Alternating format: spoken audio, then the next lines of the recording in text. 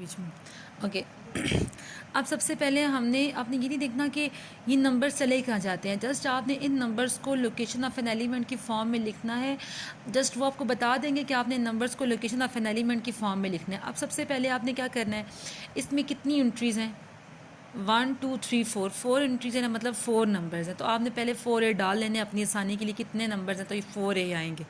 यहाँ तक बात हो गई कि जितने नंबर्स होंगे उतने हमने A लगा देने हैं। अब देखो 1 पे आ जाओ, 1 किस पे है, 1 जो है वो उसका 1 रो है। देखो 1 वाली जो है 1 और 2 की कौन सी रो है, 1 रो है ना। पहले हमेशा हम क्या लिखते हैं, रोज़ लिखते हैं ना, तो पहले हम रोज़ बता देते हैं कि ये रोज़ आ रही हैं। देखो 1 2, यहाँ तक क्या कह रहे हैं, इसमें 1 ही रो है, ये भी 1 ही रो का नंबर है। तो मतलब फर्स्ट हमेशा हम रो लिखते हैं ना, तो जो 1 है वो रो 1 में आ रहा है, और 2 किस में आ रहा है, रो 1 में आ रहा है। क्योंकि पहले हमेशा हम क्या लिखते हैं, रो लिखते हैं। ठीक है, पहले क्या लिखते हैं, हमेशा रो लिखते हैं, देन कॉलम की बात करते हैं।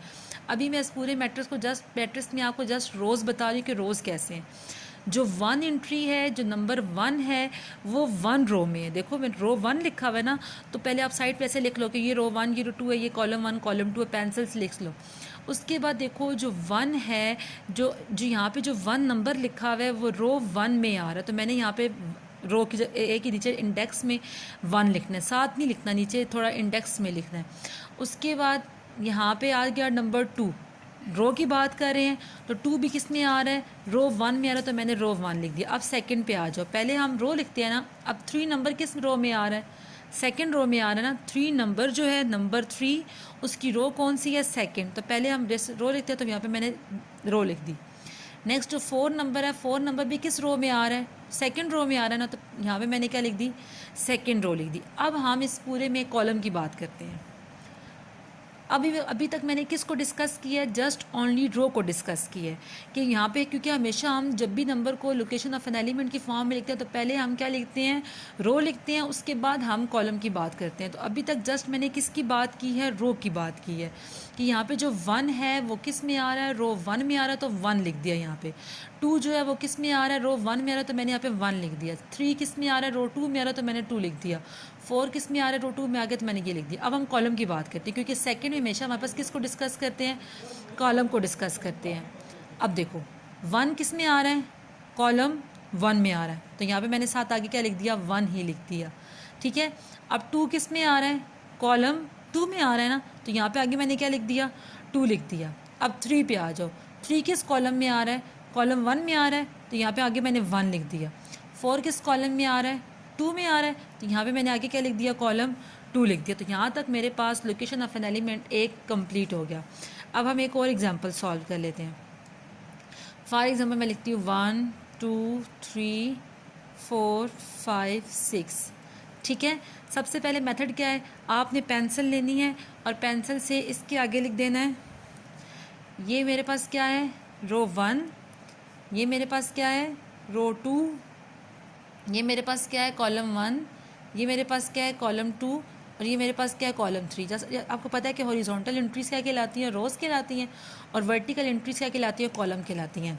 सबसे पहले आपने क्या लिखना है, ए डालना है।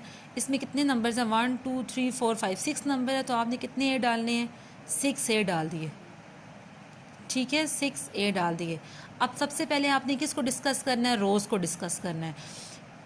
1 नंबर किस रो में 1 नंबर जो है वो किस में आ रहा है, रो 1 में आ रहा है ना, तो पहले आप 1 लिख दो। 2 नंबर भी किस में आ रहा है, रो 1 में आ रहा है।